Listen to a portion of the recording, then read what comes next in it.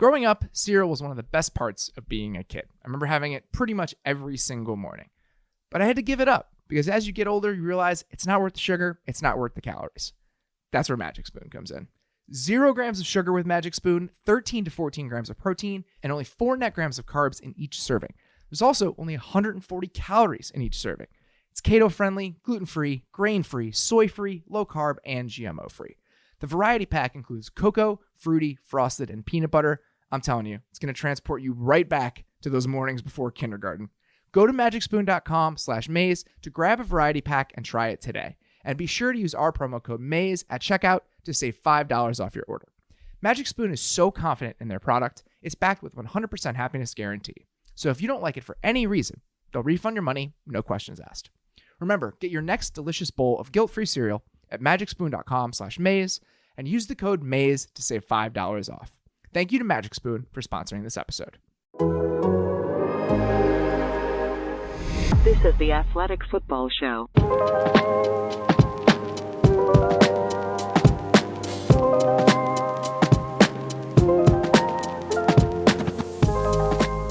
Welcome to the Athletic Football Show. I'm Robert Mays.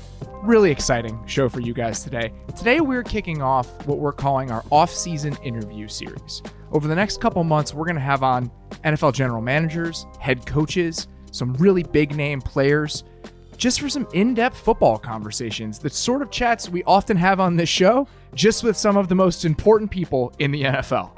And we are kicking that off with Lions general manager Brad Holmes. Obviously, Brad's in his first year as the Lions GM. First-year GMs fascinate me. That job and what it includes, I always pay attention to it because this is a situation where a guy is walking into completely unknown circumstances and people that he didn't choose, and now they have to reshape it, him, Dan Campbell, and that staff, into a winning team. That's what they're tasked with. And the early days of that journey, I could not find more interesting. So I'm really excited to dig into that with Brad. Let's get to it. I am very excited now to welcome, for the first edition of the Athletic Football Show interview series this offseason, Detroit Lions GM Brad Holmes. Brad, how you doing? Doing great. How you doing, Robert? Thanks for having me. Thank you for doing this. I could not be more excited to chat with you. You guys are at kind of a fascinating point. Obviously, you taking over this year, the draft not very far in the rearview mirror, so we'll get into that a little bit. But first things first, I wanted to go back to when you took the job because I'm always fascinated by what it's like to be a GM, a head coach, just a new regime, walking into a new situation. It's almost like you bought a house where you know you have to do a ton of renovations on it, but you also have to keep some of it. It's just such a strange middle ground. So when you're taking this job and when you first step into the role, how do you go about judging the health of the roster? What does that process look like? Yeah, that's a good question because and it goes back to the preparation for the interview. And so it's kind of, you really do everything you can to evaluate that roster for the team. You know, just any other interview, you research the company, you know, for any interview, sure, for any job. So you do a lot of work on the roster. And as you're, you know, evaluating the roster, you start seeing, okay, this guy is an upcoming UFA, you know, this guy's an RFA, you know, we need to upgrade here. This guy has a lot of promise. So you have a good idea going into it. And then you discuss those things, you know, during that interview process. But after you get the job, and then now it's like, okay, now it's up to you and sure, the coach to actually fix it and upgrade it and actually take action. You know, that's when it kind of hits you a little bit differently, where it's like, okay, I was as prepared as possible, but then it's like, all right,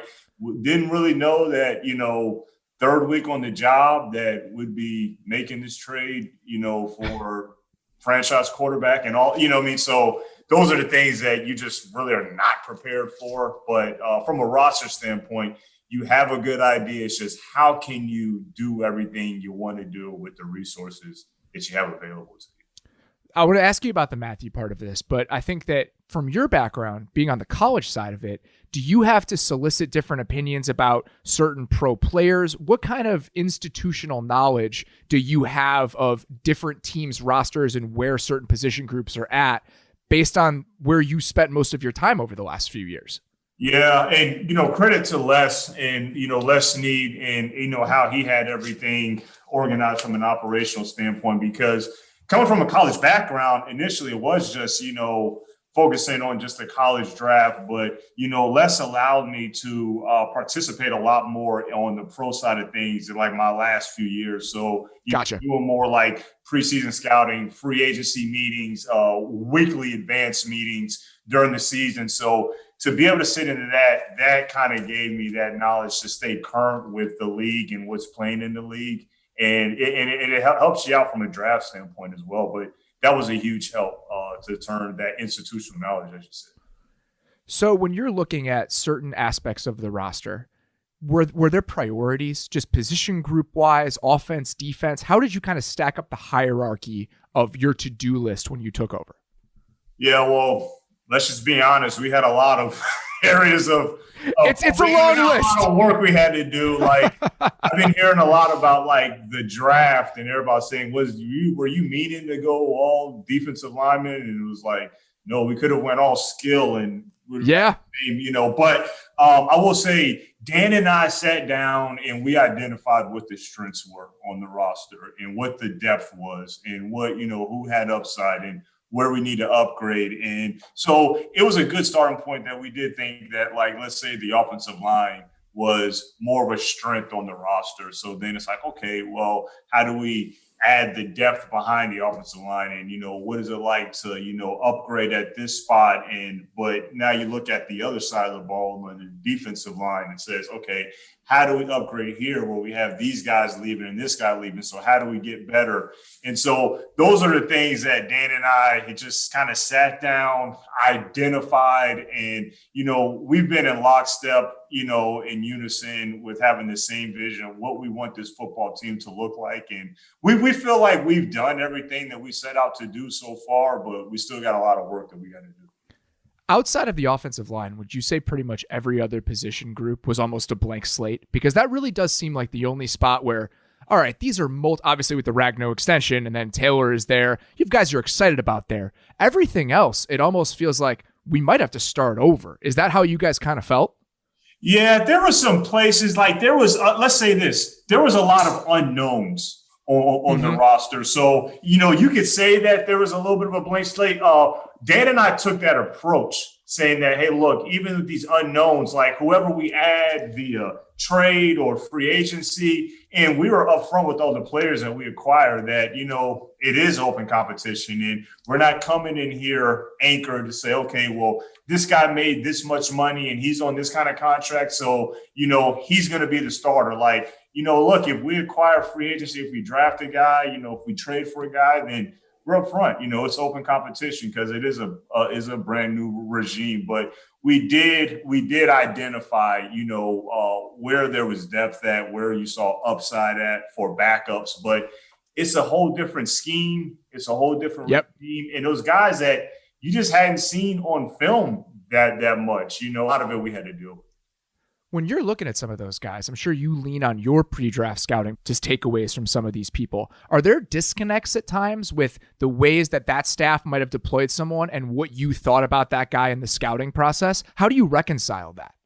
Yeah, and that's what I thought was a benefit, and that was an advantage of what the knowledge I had from the draft class and the college scouting process in terms of because, in college scouting, you're tasked with predicting the end of the movie. It's all about forecasting and predicting. And that's why we always become kind of a nerd about predictive science, because that's what we have to do versus, pro scouting and free agency. Things are a little bit more defined and developed. But that was a very much of an advantage that I thought coming in to kind of those unknowns, those question marks that I was alluding to, like in the Quora, in terms of like knowing where it was at. And even I'll take a step further, him having to have added weights, last year. It says, well, you know what? He added weight his last year at Notre Dame, but when he was at this weight the previous year, then he was this much more effective. So having that insight, was a huge help and definitely an advantage coming in. And that's so interesting because they probably added weight because that's what they wanted to do in their scheme. And that the roster that you took over, that regime spent a lot of money over the last couple of years to create their vision of that roster. They went out to get specific types of players, especially on defense, to fill those roles. So when you're walking into that and you're financially tied to some of those pieces you didn't pick, do you have a timeline in mind of when you and Dan and the staff can say, all right, we've put our imprint on this. This is now when a majority of our DNA is in the roster? Is there any sort of time frame that you put on that initially?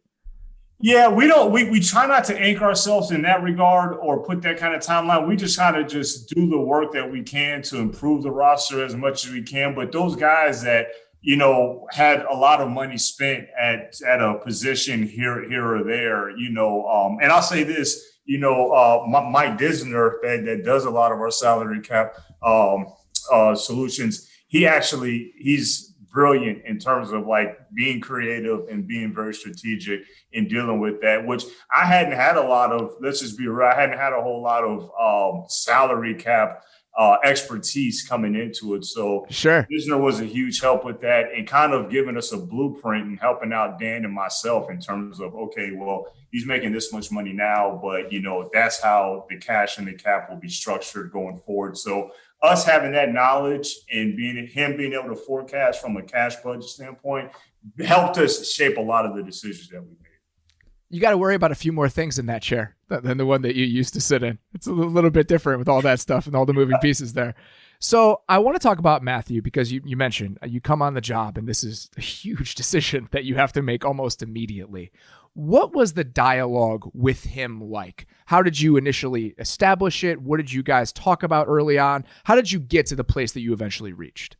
Yeah, he was very professional, very mature. He handled everything, as far as in the interview process and evaluating the roster, like I was talking about, obviously, you're evaluating Stafford and he's a very talented quarterback. And so you're just like, wow, like you're a big fan. And I've always been a big fan. I remember, just scouting the Southeast and University of Georgia when he came out, like you knew all the skill set and ability he had.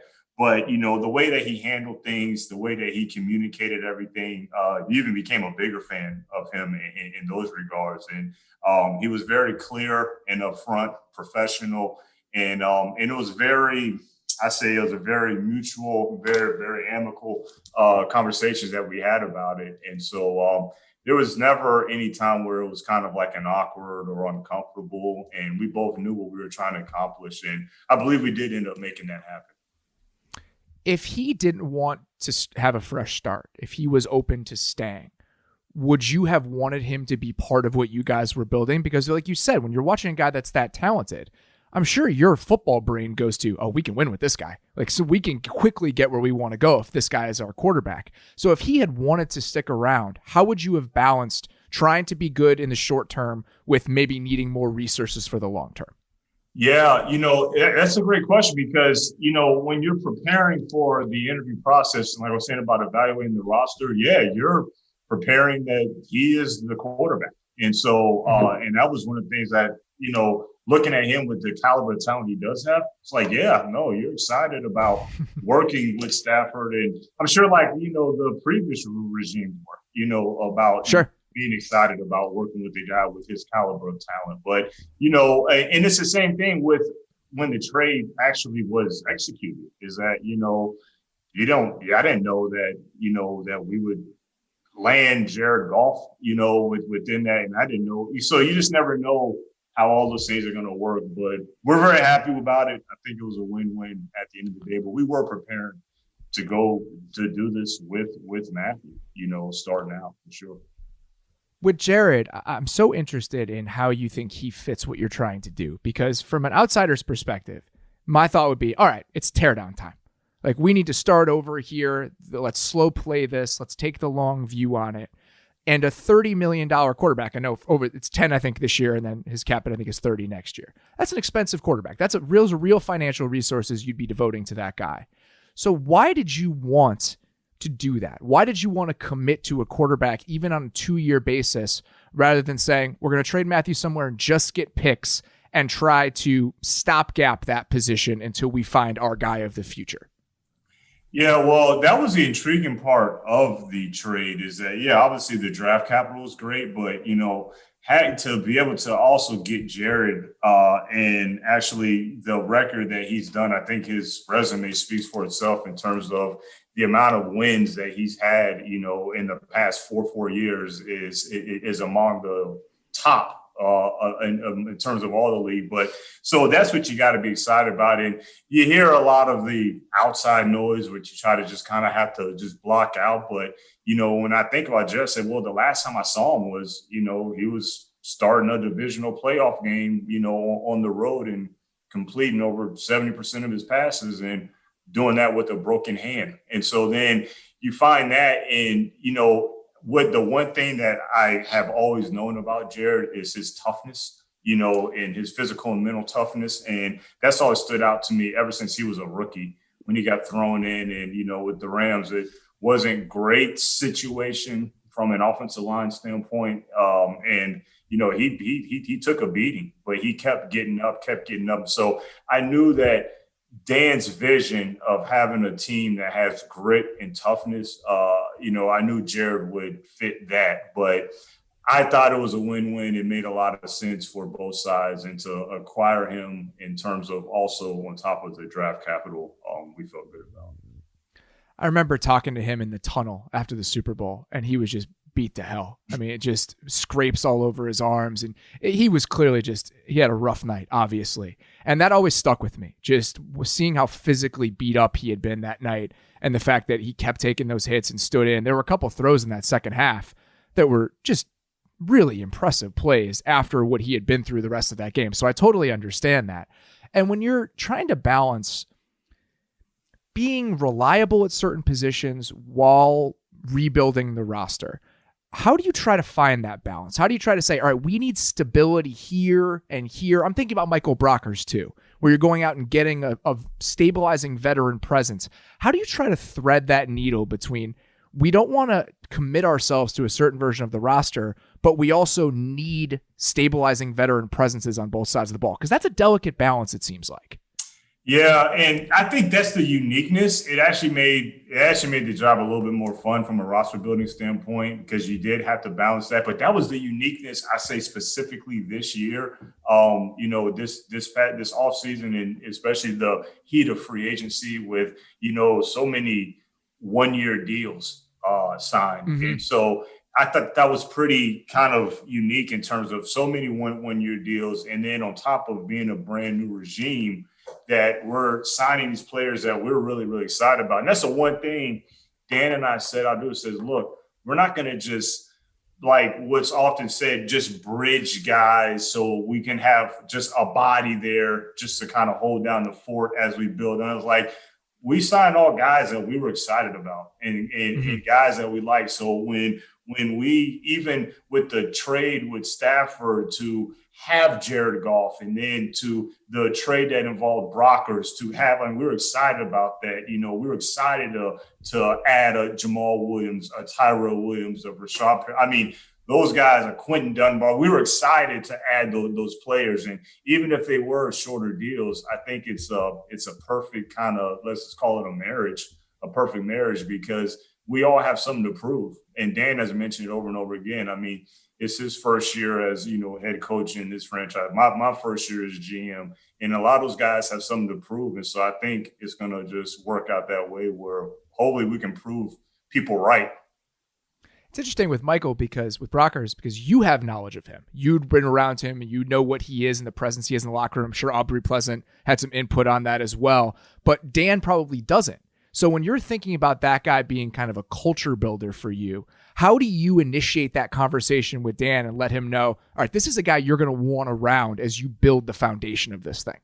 Yeah, and that was one that Dan often would pace around my office back and forth and just saying how much we got to get this guy, because Dan had knowledge about, previous matchups with the Saints and the Rams. And I remember it wasn't really a lot of selling that I had to do towards Dan, because when Dan and I first spoke about, the matchups that, that the Rams and Saints had, immediately I'm thinking him being an offensive coach, he's immediately going to talk about Aaron Donald. And so, obviously, yes, it's like Aaron Donald's Aaron Donald. I mean, he's unstoppable, but he kept talking about Brockers, and he kept talking about how much of an issue it was, how what Brockers pose offensively were certain things that they couldn't do here and there because of Brockers. And so then when I talked to Dan about just how much of a leader and culture setter he is, that just kind of even heightened the excitement about acquiring him. So it kind of just not a whole lot of selling that had to be done, but it was good that he was already a big fan. And then, him being a total culture fit made a ton of sense. And you alluded to this, but a lot of the guys you signed were on short-term deals, wide receivers, the Brockers thing, we'll see how long that lasts. And then you let Kenny Golladay go. The one exception now is Romeo Okwara. Mm-hmm. So when you're trying to figure out if this is the type of guy we want as a long-term building block and you're committing resources to him at this stage of your trajectory, what is that process like? How do you decide on that guy and how he fits what we want to be 3 years from now? Because I'm sure that sort of long view is difficult when you're mired in the initial stages of the process. Yeah, it wasn't difficult to actually make the decision that we wanted to re-sign Romeo. It was just about how we're going to make it work, because obviously he plays a premium position. Pass rush is always premium. And at what his age was, the productive year that he was coming off of, his size, his length, he had all the makings of like, yes, that doesn't come cheap. And then, we always talk about the intangibles on film, and he plays hard. He plays the game the right way. He's tough, he's smart, all of that. And so we added that up. And then when Aaron Glenn talks about, what the scheme that he's going to be running in, that, we always have a collaborative approach on everything. So when personnel and coaching staff would collaborate, and he always kind of rose to the top in terms of a premium priority. And so, and you have to make some difficult decisions financially. Is that, can you afford to franchise, a Golladay and re-sign? Like those are the decisions. Sure. Unfortunately, you just have to make. But, we're extremely excited and happy that, Romeo was able to get re-signed and come back. And, we got big plans for him going forward. And it's just one of those things. I'm sure that there's a balance of, all right, can we compete next year? Can we compete in 2 years? If we can't, why are we signing a premium price pass rusher if he's not going to fit into our timeline of when we can compete? I'm sure those are just considerations you always have to take into account. And again, striking that balance just seems like it's difficult. When you talk about the collaborative process with the coaching staff, did you guys have initial meetings? Was there like a seminar? I remember talking to Dan Quinn and Thomas Dimitroff about this years ago when Dan took that job. And they kind of sat in the draft room and there were presentations. This is what we want. How did you guys handle that? How did you try to get on the same page initially? Yeah. And, the collaborative approach, it came from the very, very top with, Sheila Ford Hamp and the Ford family, in terms of she immediately identified, that was something that was very, very important. And, that was very natural for Dan and myself to be collaborative with everything that we do. And so, yes, we did have, meetings with, both personnel and coaching, just on the roster, right off the, I would say maybe the second week when we were on the job, it's just like, let's all meet together and just go over the current roster. And then we did the same thing once, the scheme was in place, and Dan, the phenomenal coaching staff that he was able to bring along once that defensive scheme and offensive scheme was established, and let's have another meeting about that. And then, free agency and draft, and, keeps going on. So the collaborative approach has been something that's worked very, very well, and it creates buy-in across the board. It's funny because your guys' coaching staff is almost full of all of the coaches that people who pay attention to the league would get excited about. Like the guys like Aubrey Pleasant, guys like Aaron Glenn. I mean, those are types of guys where it's like, oh, he probably deserves a look at a bigger role. And it seems like you collected like 7 of them to build this coaching staff, which it has to be exciting.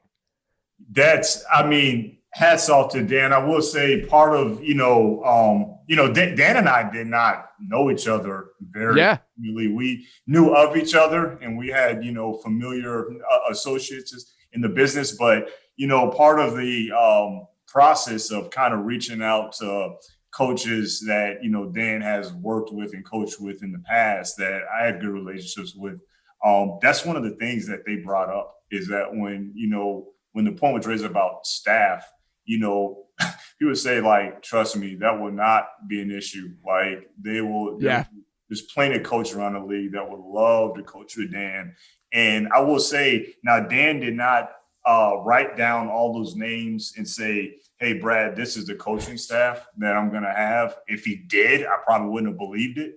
I would say that's not happening. But that it was all true because all those coaches that have a ton of respect for him, just love working with him.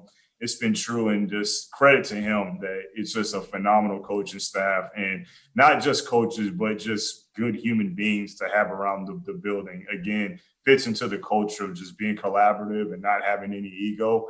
But then you add on just everything that they've accomplished, a lot of them former players. So it's really just a win-win all the way around. It's really hard to know that you're sleeping on a bad mattress until you get a great one. Over the last couple of years, I had a mattress from a specific mattress company. It was fine. We slept okay. I tossed and turned a decent amount. It was hit or miss. Every other night, it felt like I got a bad night's sleep, and I could feel it the next day. That's what happens when you start creeping into your 30s. Then we got our Helix mattress. Helix Sleep has a quiz that takes just 2 minutes to complete and matches your body type and sleep preferences to the perfect mattress for you. Why would you buy a mattress made for someone else? With Helix, you're getting a mattress that you know will be perfect for the way you sleep. Everybody's unique, and Helix knows that. So they have several different mattress models to choose from. They have soft, medium, and firm mattresses great for cooling you down if you sleep hot, and even a Helix Plus mattress for plus-side sleepers. We took the Helix quiz, and it matched us with the Helix Midnight Luxe model because I wanted something that was firm, and I sleep on my side. My girlfriend likes a soft bed.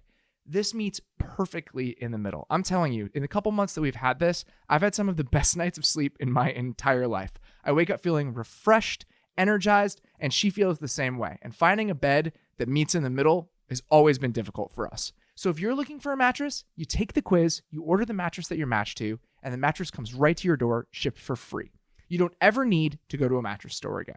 Helix is awesome, but you don't need to take my word for it. Helix was awarded the #1 best overall mattress pick of 2020 by GQ and Wired Magazine. Just go to helix.com/maze, take their 2-minute sleep quiz, and they'll match you to a customized mattress that will give you the best sleep of your life. They have a 10-year warranty, and you get to try it out for 100 nights risk-free. They'll even pick it up for you if you don't love it, but you will. Helix is offering up to $200 off all mattress orders and 2 free pillows for our listeners at helixsleep.com/maze. That's helixsleep.com/maze for up to $200 off and 2 free pillows. We all know that weeknights can be stressful. You're tired, you got a ton going on. Sometimes you just don't feel like cooking. We record the show in the evenings, like I've mentioned. It bumps right up against dinner time. Every once in a while, it's like, you know what? I just don't feel like making dinner. I don't feel like figuring out something to make. You want something that's fast and easy, but you don't want fast food. And that's where Freshly comes in. Freshly offers chef-made, nutrient-packed, delicious meals delivered fresh to your door, no cooking required. Grocery shopping and cooking can be a pain, especially right now. And with Freshly, you don't have to do either. Your meals arrive cooked and fresh every week, so you can keep your fridge stocked and skip a trip to the store. Ordering is easy. Visit freshly.com and choose from over 30 delicious, satisfying, better-for-you meals like steak peppercorn, sausage baked penne, or their chicken pesto bowl. Freshly can fit in your lifestyle with a variety of plans and meals to pick from that work for your dietary needs, preferences, tastes, and family size.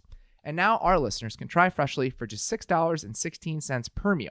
Stop searching the internet for healthy food near me every night and start living life freshly. Your meals are always delivered fresh, never frozen, and are ready to heat and enjoy in just 3 minutes. With new meals added each week, Freshly brings the convenience of chef-made, nutritionist-designed classics right to your kitchen. Right now, Freshly is offering our listeners $40 off your first 2 orders when you go to freshly.com/maze. Stop stressing about dinner. Go to freshly.com/maze for $40 off your first 2 orders. That's freshly.com/maze for $40 off your first 2 orders. All right, let's talk about penne. You ready? Yeah. So I'm curious, how much knowledge of him did you have before this offseason? Because in LA, you guys haven't had a first round pick in 25 years. So you probably weren't ever going to think that you were going to be in play for him. So how much did you know about him? How much awareness did you have of him? And how much did you kind of learn initially when you started this offseason looking at players? Yeah, I first heard about Panay back during the 2019 season. And, everybody was talking because Oregon had, other offensive linemen that had came out in that draft, and he wasn't eligible yet. And so everybody was like, the left tackle. Yeah. So you kind of peeked and you're just like, oh, wow, he looks interesting. And then the opt-out happened. So then during the opt-out, and credit, the West Coast area scout, with the Rams, Vito Ganella. But, when I was in the college director role, Vito would just rave about this guy. He's like, Brad, I'm telling you, like this guy. So then when you have a scout that's that excited about one of the players in his area, you immediately take notice. And when I first looked up, I was like, wow, I haven't seen this in a long time. And so that's kind of when he really kind of was on the radars a little bit in 19, but then last fall, really kind of had a good full exposure even during the opt-out from the film standpoint. You talked about his feet a couple different times, and those fold blocks where he'd come back across, it's like a 330-pound ballerina. I mean, it's just absolutely ridiculous. You very rarely see guys that not only of that explosive, but just that nimble and the balance and everything else. And I understand why you'd get entranced by that. There's a lot to love. I'm curious, what were the question marks? What were the things where you're like, I don't know about that? There's some length issues compared to other top 10 tackles, not a lot of true pass sets. So as you're kind of interrogating your evaluation of him, what are the questions that you needed answered? Yeah, that's a great question, because every time you see a player that talented, you immediately go to, all right, what am I missing here? Yeah, exactly. And I would say even more, especially when it comes to offensive line, because that, to me, that is such an instinctive position that, you just have to have a sense of awareness and positioning. And, what let's say often that was great is that had to understand geometry. And so that's the one thing that Panay, as physically gifted as he was, and then when you find out he was the youngest guy in the draft coming out, that's when you got even more intrigued, because there are areas of his game that he still needs to work on. But when you find out his intangibles and his character and his desire to be great, and him coming from a football family and his dad being a coach and how coachable he is, and then you kind of put all those different attributes together, it's like, okay, all right, I think we're cooking with gas here, because he can get so much better. He's so young, and it's not like he has a ton of things that he needs to work on, but he is young and he's a rookie and he hadn't played a ton in college football. So you added all that up, and then we felt good about his upside, which we thought was monstrous. I mean, it really does feel like perennial all-pro type upside when you look at the physical gifts. So you've talked about, you said this earlier, how you really are starting from scratch to a certain extent. You could go any direction positionally. Was there part of you that looked at the offensive line being a strength and thought, maybe we go a different direction here because we already have building blocks in this area? Yeah, I'll take you back to go back to my time with the Rams, and so we drafted Chris Long, and then we drafted Robert Quinn, in 2011, and then the new regime comes in, and then we draft Michael Brockers, and then in 2012, and then a few years later, then we draft, and so like defensive line was always a strength, and we just kept adding and adding to make it become just a monster and a beast. And so, when we kind of looked at the offensive line, or we looked at it, it's like, okay, a lot of people are saying, there was a need to add more at wide receiver. There was a need to add more at, other positions. But when we got to know more about Panay and said like, hey, look, if we can add this guy to our offensive line, how much more of a strength does that create a monster? And with that strength or that monster created, then how much does that impact everything else? How much does that help Jared? How much does that help Swift? How much, you know what I mean? So that impact. So that's kind of when it became a little bit more easier for us to come to an agreement to add a guy like Panay. I'm thinking about the depth chart as just like a spot with different holes. And when you fill that one, just the whole line becomes green. Like it lights up as soon as you fill that fifth spot. I'm sure in a way you were thinking about that. It's like, all right, if we get this guy and we think that he's a building block, because above all else, in your first draft, the 7th overall pick, you just need to hit a guy. You just need a guy that's going to work for you, because that's the most important thing. And to have it be just coincidentally at a spot where you already feel good about everything else, I'm sure there's peace of mind that comes along with the knowledge that we might have just finished off our offensive line for 2021. That has to creep into your mind. I'll tell you a good one. Funny you say that is, it was probably about a week before the draft, and we were kind of going through some scenarios, and we brought up Panay and our senior personnel executive, John Dorsey, with, all the experience that he has had as a GM and putting together successful rosters. He goes, I was like, man, Panay would just be awesome to land. And, I never forget, Dorsey goes, well, it helps you sleep better at night. And when he said it, it just really hit me. I was like, you're right. It does help you sleep better. You know what I mean? Because it's just, when you add that, it just, like you said, it just affects so many other things. So that was a good point when you brought that up, because exactly, I immediately thought of what Dorsey mentioned about you just kind of just feel better and sleep better, and having have a guy like him on a unit such as we do. So thinking about timeline, thinking about how you want to spend resources and gather resources, what is the dialogue, even in your own head, about trading down from that spot? How do you balance the idea of having a guy that makes you sleep easier at night, but also understanding this is going to be a long-term thing? We need as many bites at the apple as possible. How do you weigh those things in your head? Because I know I read that earlier this week, you talked to Albert Breer, and he said that you guys had a solid offer on the table for that pick. So how do you go through that?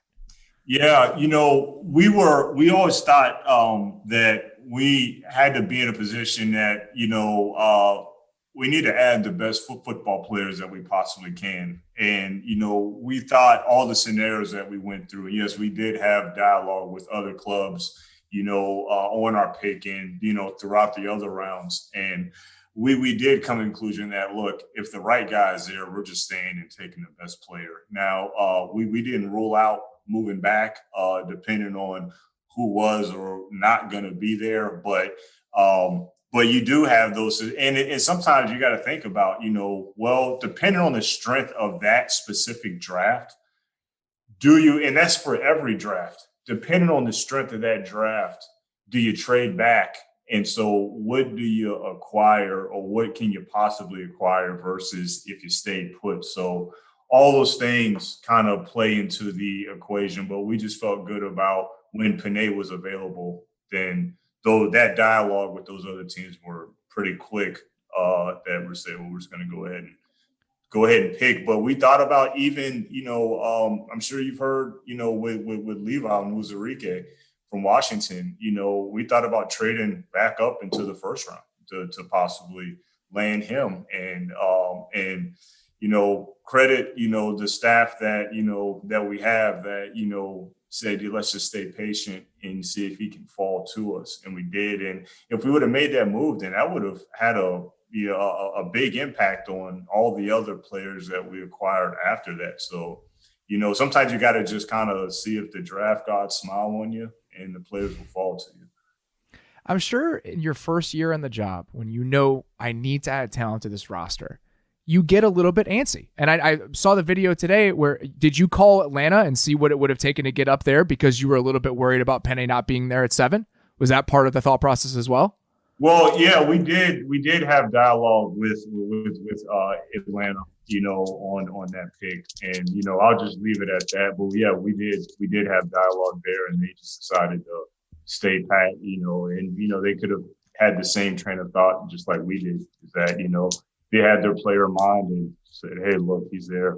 We're just going to go ahead and stay and pick. So I totally understand that. But you just kind of want to just make sure that you're not anchored and you have all options available. And you got to just, you just can't be scared, to make those moves if you can make them. You guys clearly were excited, and justifiably so. As somebody who loves offensive line play, that guy was a blast to watch and study. And I can understand why you would be. But there is inherent uncertainty with the draft. If you look at the hit rate of it, everyone's celebrating on draft night, and it's a 50-50 proposition for the most part. And you come from a place that kind of was driven by that uncertainty to a certain degree, because they traded away picks in order to acquire veterans that were sure things. So how do you balance those ideas, coming from a place that was really understood that and had it shape their process, to now where you're maybe willing to trade up for guys that you love? How do you weigh those two things? Yeah, well, and that's often brought up. And, I will say a lot of those moves and trades that were made with the Rams were extremely strategically planned and well thought of. But the other thing is that, the Rams, where they're at from a roster standpoint and where they're at from an organizational standpoint, let's just say that they were in a window where there's we're just this away from actually making this leap, where, when Dan and I first took this job, it's like, we're not in that same window, or we're not there from a roster standpoint. So you got to be kind of very strategic and be careful about, do you just trade away first round picks to get this player? Because with the Rams, it's like, to acquire a Jalen Ramsey, and also knowing what the strength of those draft classes are, then, felt comfortable doing that. And I was one, when I was there, I said, yeah, let's go ahead and do it. But, where we're at, as a franchise now in Detroit, it's just a different circumstance. So you got to just weigh those picks a little bit differently.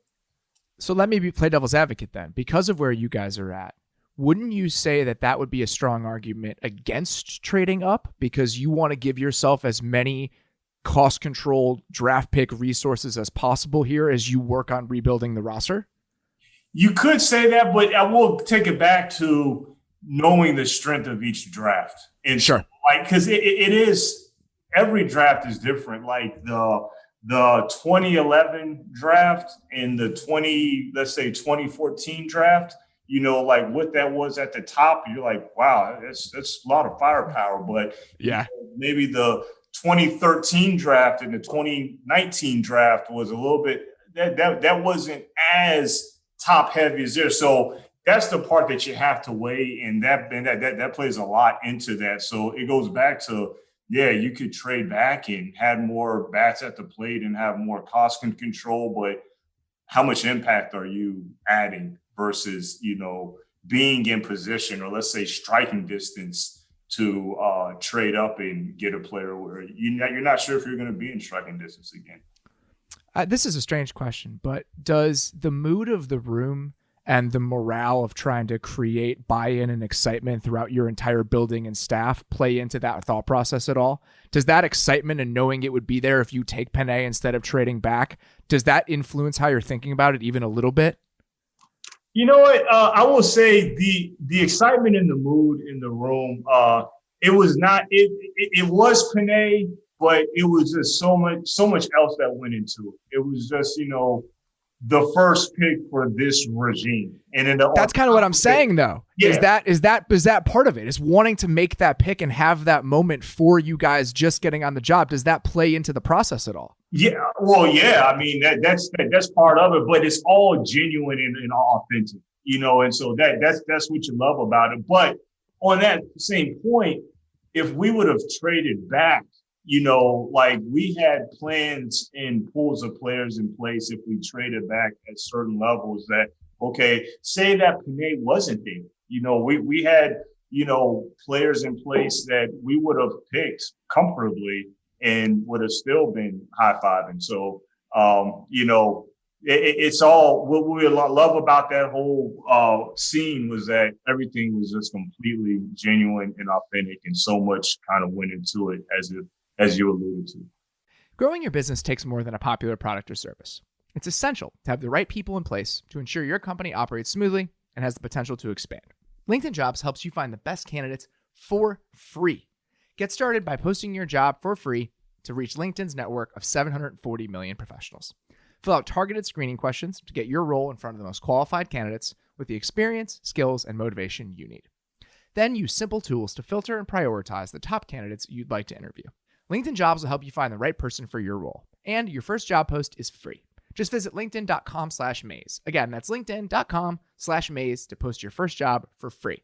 Terms and conditions apply. Bombas makes the most comfortable socks in the history of feet. They've literally rethought every little detail of the socks we wear to make them way more comfortable. I wear them pretty much every single day. I like the compression ones, and I like the dress socks that go all the way up over the calf. Even if I'm not wearing dress clothes, I just find them cozier. But these socks do more than just keep my feet cozy. They help give back to the most vulnerable members of our community. Because for every pair of socks you purchase, Bombas donates a pair to someone in need. The generosity of Bombas customers has allowed them to donate over 40 million pairs of socks and counting through their nationwide network of 3,000 giving partners. And the impact is more powerful than ever. To those experiencing homelessness, these socks represent the dignity of putting on clean clothes, a small comfort that's especially important right now. Give a pair when you buy a pair and get 20% off your first purchase at bombas.com/maze. That's bombas.com/mays for 20% off your first purchase. bombas.com/maze. So one of the conversations pre-draft that I found fascinating, and it was mostly centered around the Bengals and their thought process, was this idea of positional value between receivers and offensive linemen. And I wanted to ask you this because, like you alluded to, you're in a similar position. You guys needed weapons. You could, obviously you thought you needed a right tackle. So in a vacuum, if you're building a hierarchy from those positions, essentially saying, would I rather have a great offensive tackle or a great receiver? In a vacuum, how do you stack up those positions in terms of positional value? Man, that's a great question. I would say that it's a big man's game, and they're a little bit harder to find. Those premium guys that have that kind of ability and makeup.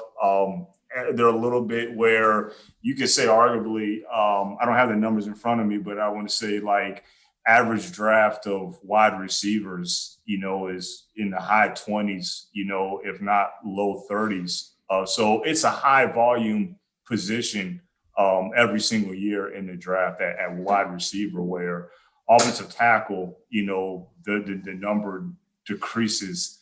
And especially when you get into those premium guys that have that type of skill set. But that's no knock in terms of when you're looking at elite football players, you're looking at an elite, tackle prospect versus an elite wide receiver prospect.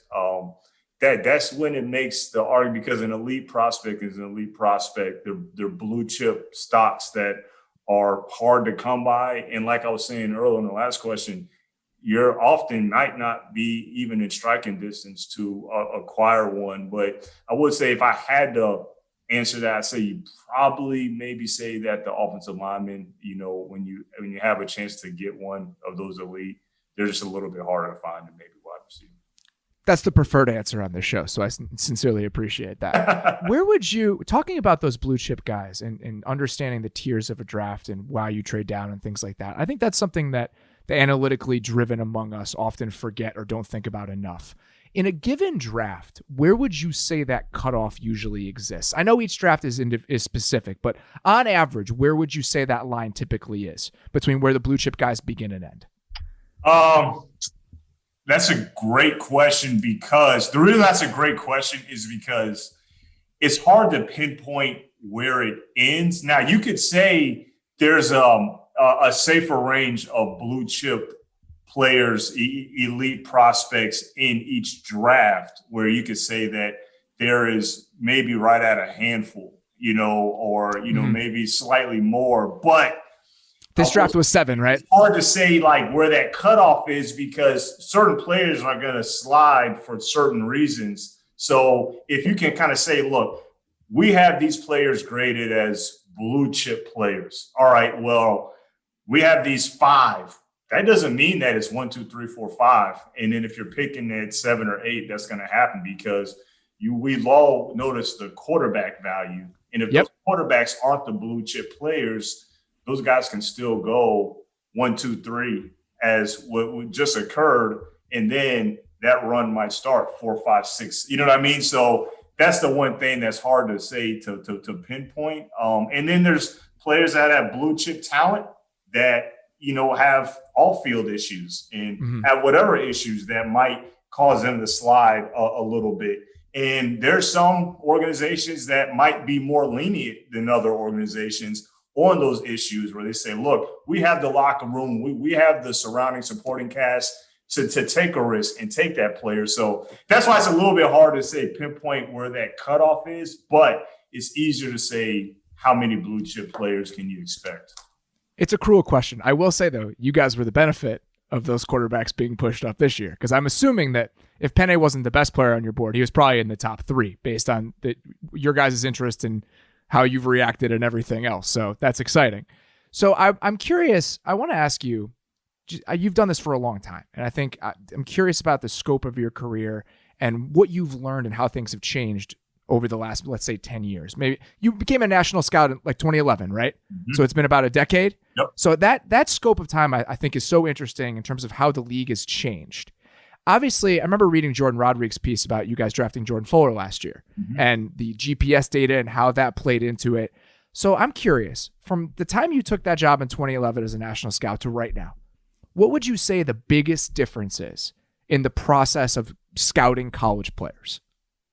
Yeah, I would definitely say the analytics piece of it definitely has changed things dramatically from a process standpoint. And the way that I've always looked at the analytics is, I think it's a great resource, and it's a great quality control piece that can hold you accountable in different areas. Now, how much you allow it to make the decision for you is, on an individual basis. But, I always looked at, like a Jordan Fuller, where it's like, hey, look, he did not run the most desirable 40 time, but it was the same thing with, let's go back to a Cooper Kupp, Cooper Kupp didn't run the most desirable 40 time, but he had one of the highest GPS miles per hour at the Senior Bowl. And then every time you looked at Cooper Kupp, you loved him playing football. So, and I even go back to our Jamar Jefferson, who we drafted in the 7th round this year at 257, that, he didn't run the most desirable 40 time he went for a running back, but he was among the tops in terms of play speed, analytic data, among all the running backs that came out. So those are the parts that it's helped. It's definitely been an incredible, impactful resource. But at the end of the day, it's like not how much data that's available to you, but how you're going to slice up that data and how you're going to utilize it, which has helped out tremendously. As you've dug into the data a little bit more, what would you say is one of the core beliefs you've questioned the most? Conventional wisdom that you used to have that you really had to go back to the drawing board a little bit as the numbers became a bigger part of the process? Yeah, that's, let's say questioning, I question all of it, to be honest with you. But what I was saying about just the accountability piece of it is that you question it, and it should direct you back to the film. So it's that, when you think a guy is a certain speed from a play speed standpoint, and then the 40 time is not saying that, and then it should make you say, all right, well, let me go back to the film and be sure on that, or maybe even vice versa. So it's a healthy checks and balance that I think helps. But so it's not one that weighs more than the other. I just kind of it holds you accountable, and it helps you just kind of bring a little bit better quality and accountability to your decision-making process. Last one. What would you say is the biggest difference between Brad Holmes, the scout in 2021, and Brad Holmes, the scout in 2011? Wow, that's a great question. The reason why it's a great question is, there's a combine interview, video interview that you're able to participate in for aspiring GMs and head coaches that they put on at the combine every year. And I want to say I did the first one in right after 2012, and it was. I felt like I didn't do very well at it. And ever since then, I always wanted another, bat at the plate or crack at it. And I was talking to a couple of mentors that I have in Dick Daniels and Shaq Harris at the combine. And I said, wow, I hope I get another chance to actually do that, because, and Shaq Harris just answered for me. He said, you just feel like you're more football mature now. And I said, yeah, you couldn't have said it any better, because all the things that I learned, you talk about the analytics and how does that incorporate in roster building and team building and all the trades that I was fortunate enough to be a part of in those big decisions with the Rams. I felt that it helped shape me to, make good decisions in this chair now. So was able to have another bat at the plate. And fortunately enough for me, then Mike Disner was able to see that video and add me to the list to interview for this job. So it's just a lot of things that's helped me out from a football maturity standpoint that's helped me be in the chair I am today. Very fortunate of it. I said the last one, I lied to you. You spent so much time with the Rams and being in one organization. Do you feel like you've had to seek out different viewpoints, different methods of doing things from other places in order to kind of diversify your thinking because you've been in one building for so long? You know what? Yes and no, because, I think a big part of any job that you take is, you have to constantly evolve everything that you're doing. Mm-hmm. And I will say that back with the Rams and spending so much time there, each regime, and especially even the most current regime there with Les and Sean, is that they're big components of, evolving processes and, having outside the box, and not being outside the box just because you want to be outside the box, but it just made more sense and was more efficient and more impactful. So they live at one end of the spectrum, that's for sure. Yeah. So that's something that Dan and I, we've talked at length about, and we were all on the same page about, and that's what we're hoping to have carry over. But also, Dan is very much of a he's incredibly smart, very strategic thinker, outside the box thinker. And so we bounce off those ideas, and, we just try to see if we can have our own spin on things. But it's been working well so far, but hopefully we'll bring the results that we desire. Awesome. I sincerely appreciate the time. This is incredibly enjoyable. A lot of great insight. Again, I'm fascinated by the job you guys have to do there and where you're at in the process. So thanks for giving us and shining a little bit of a light on that. I'm sure we'll catch up down the road, but really appreciate the time. Thanks, Robert. Thank you guys for having me. Appreciate it. All right, guys, that's all we got. Thank you so much to Brad Holmes for stopping by. Really enjoyed that conversation. We're going to have another one of these next week and hopefully every week up through the start of training camp. Until then, please rate and review the podcasts on your podcast platform of choice. I sincerely appreciate that. Also, please subscribe to The Athletic, theathletic.com/football show. I think I've got a couple pieces coming out next week, so be on the lookout for that. I would really appreciate that. We'll be back next week with Lindsay and Nate. Until then, though, thank you for listening. We'll talk to you later. This was The Athletic Football Show.